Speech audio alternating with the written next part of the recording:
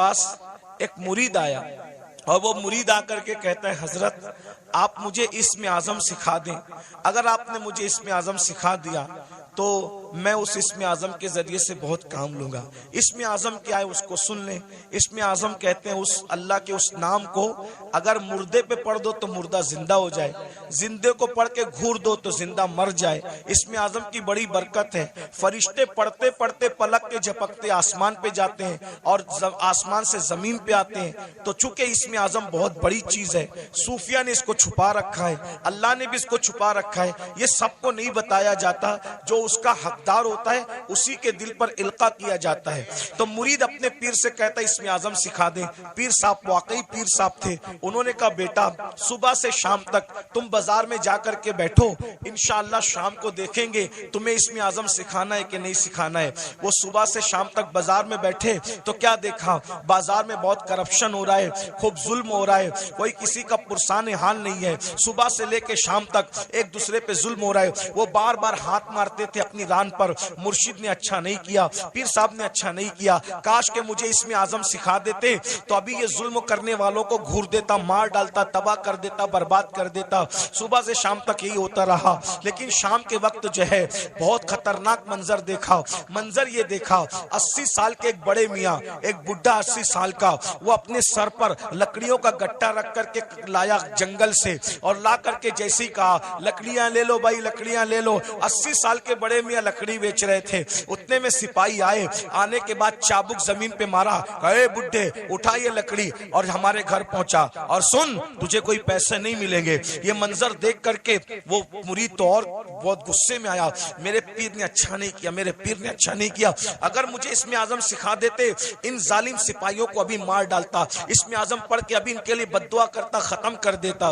वो बड़े मियाँ 80 साल के बड़े मियाँ हाँपते कांपते उन्होंने फिर लकड़ी का गट्ठा उठाया सर पे और सिपाहियों के पीछे पीछे चले। ये भी पीछे पीछे चला, ले जाकर के गट्ठा रख दिया। रखने के बाद कहा अच्छा अब मैं चलूं। और उसके बाद वो बड़े मियाँ बेचारे न पैसा लिया। 80 साल के बुड्ढे को लकड़ी काटने में कितनी तकलीफ हुई होगी, कैसे उसने मेहनत से जमा किया होगा। लेकिन हाय रे जुल्म, अल्लाह अकबर, बहुत लकड़ी पहुंचा करके बिना मजदूरी लिए हुए, बिना रकम लिए हुए उन्होंने टरका दिया। वो चले गए और उसके बाद ये तो गुस्से में कांप रहा था, मुर्शिद ने अच्छा नहीं किया। अगर अभी मुझे इस्म आज़म मालूम होता, इन जालिमों को, इन गुंडों को इस्म आज़म पढ़ करके कत्ल कर देता। जैसे ही मुर्शिद की खानका में पहुंचे कहा हजरत आपने सिखा दिया होता, बाजार में क्या गंदगी है, क्या जुल्म है, क्या जाती है। और शाम का वाकया तो बड़ा बदतरीन है हजरत, बड़ा इबरतनाक है। पूरा वाकया उस 80 साल के बड़े मियाँ का बयान किया तो पीर साहब सुन के हंसने लगे। हजरत मैं 80 साल के बुड्ढे पे जुल्म बयान कर रहा हूँ और आप हंसते हैं। फरमाया वो जो 80 साल का बुड्ढा तू जिसको कह रहा है वो कौन है, तुझे मालूम है? नहीं मालूम है। कहा वो इस शहर का कुतुब है, कुतुब, वो इस शहर का कुतुब है और उसी ने मुझे इस्म आज़म सिखाया है, उसी कुतुब ने मुझे इस्म आज़म सिखाया है। वो कहा हजरत जब उसको इस्म आज़म मालूम है तो वो पढ़ के उनके लिए बद्दुआ क्यों नहीं कर देता? कहा बेटा जब तक के सब्र करने का मादा उस तरह पैदा नहीं होता, अल्लाह किसी को इस्म आज़म की नेमत अता नहीं करता। गौर कीजिए, यहाँ तो आज कोई छोटा मोटा आमिल बन जाए ना समा शबिस्तान रजा पढ़ के तो कहता है कि अगर तूने मेरी बात नहीं मानी तो तेरा पेशाब बंद कर दूंगा, मेरी बात नहीं मानी तो तेरा खानदान जो है वो तबाह कर दूंगा। भाइयों ये सब हाँ उनके होते हैं जो खाली घड़े होते हैं। ये कुतुब लोगों को देखो, ये अब्दाल लोगों को देखो, ये वली लोगों को देखो, इतना जुल्म सह रहे हैं मगर जात के लिए कभी बदला नहीं लेते। क्यों? इसलिए कि जात के लिए लड़ना वली का काम नहीं होता, जात के लड़ना ये तो कुत्तों का काम होता है। वली वो होता है जो सिफते गफ्फारी का मजहर होता है, अपने दुश्मनों को माफ करता है, अपने मुजरिमों को माफ करता है। उस पर एक वाकया याद आ गया, हालांकि बात तवील हो रही है लेकिन बात वाकया याद आ गया, सुन लीजिए। आज छोटी छोटी बात पर आप लोग एक दूसरे पे केस करते हो, क्या जवाब दोगे अल्लाह को? बकरियों के तेरे आंगन में मेरे आंगन में बकरियों पर इतना बड़ा झगड़ा होता है कि मर्डर हो जाता है, कत्ल हो जाता है। कहां कहां तक बात पहुंचती, बारात देर से आई जल्दी आई उस पर जो है वो शादियां टूट जाती है। इतना महर है कि उतना महर है उस पर शादियां टूट जाती है। मेरे भाइयों सोचो, सब्र नहीं हमारे अंदर और जब तक सब्र नहीं होगा हम अल्लाह वाले नहीं बन सकते। एक दिन क्या हुआ, امام حسین کے قاتلوں میں سے قاتل مدینہ منورہ آیا، مدینہ طیبہ آیا، اور جب مدینہ طیبہ آیا تو لوگوں نے سوچا کہ قاتل امام حسین، قاتلوں میں سے قاتل مدینہ منورہ آیا، تو سارے مدینے والوں نے امام حسین کی محبت میں اپنے دروازے بند کر دیے، سب نے دروازے بند کر دیے، سب کے دروازے بند ہو گئے۔ امام زین العابدین کا دروازہ ہمیشہ بند رہتا تھا، کسی سے ملتے نہیں تھے، لیکن جب ان کو کسی نے اطلاع دی، حضرت کربلا میں کا ایک شخص جو آپ کے بابا کا قاتل ہے وہ مدینہ منور آیا، اور سب نے اپنا دروازہ بند کر دیا، امام نے اپنا دروازہ کھول دیا، کہا اس کو بلا کر لاؤ۔ وہ آیا، امام نے دسترخوان بچھایا، اس کو کھانا کھلایا، پانی پلایا، اس نے کھایا بھی پیا بھی، اور کھانے اور پینے کے بعد کہا اے علی، امام زین العابدین کا اصلی نام علی ہے، کہا اے علی، شاید تم نے مجھے پہچانا نہیں، یا شاید تم مجھے بھول گئے۔ آپ نے فرمایا کیسے نہیں پہچانا؟ ارے یہ مدینے والے کیا کربلا میں تھے؟ کہا نہیں تھے۔ کہا جو کربلا میں نہیں تھے انہوں نے تجھے پہچان لیا، میں تو کربلا میں موجود تھا نا، میں تجھے کیسے نہیں پہچانوں گا؟ وہ تو ہی ظالم ہے نا، تیرے کہنے پہ میرے بابا کے جسم پہ گھوڑے دوڑائے گئے تھے، میرے ننھے سے بھائی کے حلق پر تیر چلایا گیا تھا، میری پھوپیاں، میری امیاں، میری بہنوں کے دوپٹے چھینے گئے تھے، تو ہی وہ ظالم ہے نا۔ اللہ اکبر۔ جب اس نے یہ سنا لرز گیا، ہاں میں وہ ہوں۔ آپ نے پہچانا کہاں؟ پہچاننے کے بعد بھی یہ سلوک کیا؟ تو امام زین العابدین نے فرمایا جو تو نے کیا وہ تیرے خون کی تاثیر تھی، جو میں نے کیا یہ میرے گھر کی روایت ہے۔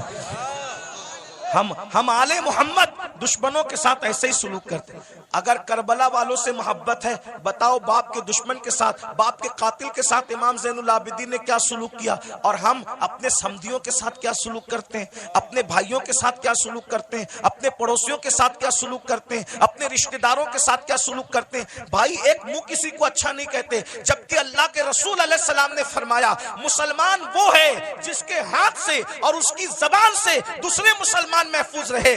آج نہ ہمارے ہاتھ سے کوئی محفوظ ہے، نہ ہماری زبان سے کوئی محفوظ ہے۔ جب بھی زبان کھولتے ہو تو ایسے تیر چلاتے ہو، نشتر لگاتے ہو لوگوں کے دل پر۔ یاد رکھنا تلواروں کے زخم تو بھر جاتے ہیں، زبان کے زخم بھرا نہیں کرتے۔ کیسا کلمہ پڑا ہے؟ نبی تو وہ مسلمان بنانے آئے تھے کہ جس کے ہاتھ سے، جس کی زبان سے دوسرے مسلمان محفوظ رہے۔ نہ آج ہمارے ہاتھ سے کوئی محفوظ ہے، نہ ہماری زبان سے کوئی محفوظ ہے۔ تو بتاؤ نبی والے مسلمان ہو یا اپنی طبیعت والے مسلمان ہو؟ بیوی کو ماں بہن کی گالی دے کر کے اس کا دل دکھاتے ہو؟ رسول اللہ تو فرما رہے مسلمان وہ ہے جس کی زبان سے کسی کو تکلیف نہیں پہنچتی، جو اپنی شریک حیات ہے، جو اپنی لائف کی پارٹنر کو ماں بہن کی گالی دے، وہ مسلمان کیسا ہوگا؟ رسول اللہ فرما رہے مسلمان وہ ہے جس کے ہاتھ اور زبان سے دوسرا مسلمان محفوظ رہے۔ جو اپنے ماں باپ کا دل دکھائے وہ کیسا مسلمان ہے؟ جو اپنے پڑوسی کو تنگ کر دے وہ کیسا مسلمان ہے؟ بس بات اتنی ہے، تقریریں بہت سن رہے ہو بھائی، مقرر لوگ بھی ماشاءاللہ ایسے ہو گئے الحمدللہ کہ ایک ڈھونڈو ہزار ملتے، اور تقریر سننے والے بھی ہزاروں ہیں، لیکن کوئی سدھرنے تیار نہیں۔ اور یہ بھی قیامت کی نشانی میں سے ایک نشانی ہے۔ اللہ کے رسول علیہ السلام نے فرمایا لوگ دین سننے جمع ہوں گے، دین پر عمل کرنے جمع نہیں ہوں گے۔ سنجھئے، غور سے سنیے، توجہ ہے۔ لوگ دین سننے جمع ہوں گے، لوگ دین سننے جمع ہوں گے، دین پر عمل کرنے جمع نہیں ہوں گے۔ دیکھ لیجئے، سننے جمع ہوں گے، قیامت کی نشانیوں میں سے ایک نشانی ہے، دین پر عمل کرنے جمع نہیں ہوں گے۔ ابھی دیکھیے صبح کا وقت ہے، کاروبار کا وقت ہے، سنڈے بھی نہیں ہے، آج سنڈے نہیں ہے نا، ورکنگ ڈے ہے نا، لیکن آپ کو میں سلام کرتا ہوں، آپ لوگ آرام چھوڑ کے، نیند چھوڑ کے، دکان چھوڑ کے، کاروبار چھوڑ کے آئے، کیا سننے کے لیے؟ دین سننے کے لیے۔ لیکن اگر ان میں کسی کو کہا جائے کہ وعدہ کرو کہ آج کے بعد تم نماز نہیں چھوڑو گے، تو ہاتھ نہیں اٹھیں گے لوگوں کے، اور اگر ہاتھ اٹھ بھی گئے تو وہ آج ہی ظہر سے پہلے وعدہ کیا لیکن ظہر میں نہیں پہنچے گا۔ یہ ہنسنے کی بات نہیں، یہ دکھ کی بات، یہ یعنی کہ معاذ اللہ کہیں نہ کہیں جلسہ کرنا جو وہ ایک رسم بن گیا، کہیں بزنس بن گیا، کہیں شو بن گیا، یہ حالات ہو گئے۔ ہم اللہ کو منہ کیا دکھائیں؟ اللہ کو منہ دکھانا ہے بھائی۔ اگر جج کے سامنے کل تاریخ ہو نا تو بڑے بڑے لیڈروں کو رات کو نیند نہیں آتی کہ صبح عدالت میں کھڑے ہونا ہے جج کے سامنے۔ حالانکہ دنیا کا جج رشوت لے کر بھی فیصلہ بدل سکتا ہے، دنیا کا جج منہ دیکھ کر فیصلہ کر سکتا ہے، دنیا کا جج چہرہ دیکھ کر فیصلہ کر سکتا ہے، لیکن وہ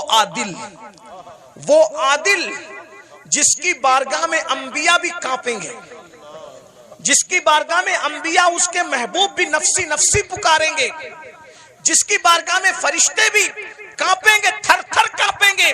اللہ قرآن میں فرماتا ہے یوم یقوم الروح والملائکہ صفا لا یتکلمون الا من اذن، کہ جبریل اور سارے فرشتے اللہ کی ہیبت سے تھر تھر کانپیں گے۔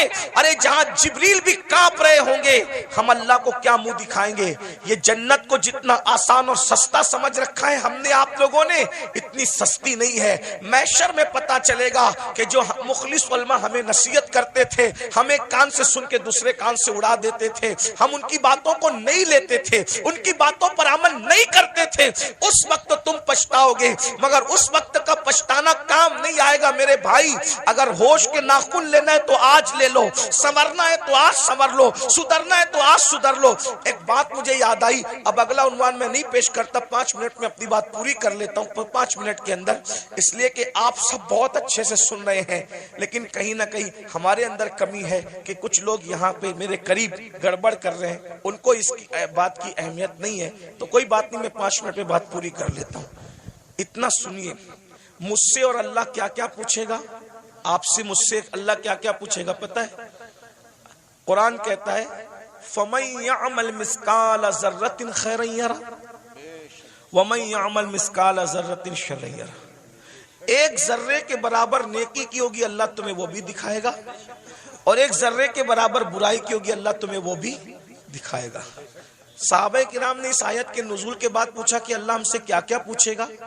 تو آقا ارشاد فرماتے ہیں اگر تم نے ناخن کے اندر کسی کی دیوار کی مٹی بھی کھرچی ہوگی تو اللہ قیامت کے دن اس مٹی کے بارے میں بھی تم سے پوچھے۔ اگر تم نے پسو سمجھتے ہیں؟ پسو بہت چھوٹا سا باریک کیڑا ہوتا ہے، نظر بھی نہیں آتا، لیکن چمڑی پہ بیٹھتا ہے، کاٹتا ہے تو آدمی جھنجلا جاتا ہے۔ اگر تم نے پسو کو گالی دی ہوگی تو اللہ پوچھے گا کہ تو نے پسو کو گالی کیوں دی تھی؟ کیونکہ وہ میری مخلوق ہے۔ اگر تم نے کھٹمل کو گالی دی تھی تو اللہ تم سے کھٹمل کو گالی دینے کے بارے میں بھی پوچھے گا۔ یہ یہاں جو دادا گیری، گنڈا گردی، بابا گیری جو کچھ کر رہے ہو اور پھر سوچتے ہو کہ جنت ہاتھ سے نہیں جانے والی، اللہ اللہ ہے، اللہ اللہ ہے۔ میں بار بار قوم کو کہتا ہوں جو نبیوں کے بیٹوں کو جہنم میں ڈالے وہ اللہ ہے، جو نبیوں کی عورتوں کو جہنم میں ڈالے وہ اللہ ہے، جو نبی کے سگے چچا کو جہنم میں ڈالے وہ اللہ ہے، اللہ اللہ ہے۔ اتنا بے پرواہ مت ہو جائیے، اتنا بے پرواہ مت ہو جائیے، اتنا بے پرواہ مت ہو جائیے۔ نبی کا سگا چچا ابراہیم خلیل اللہ جیسے نبی کا سگا چچا آزر بچھو کی شکل میں جہنم میں ڈالا جائے گا۔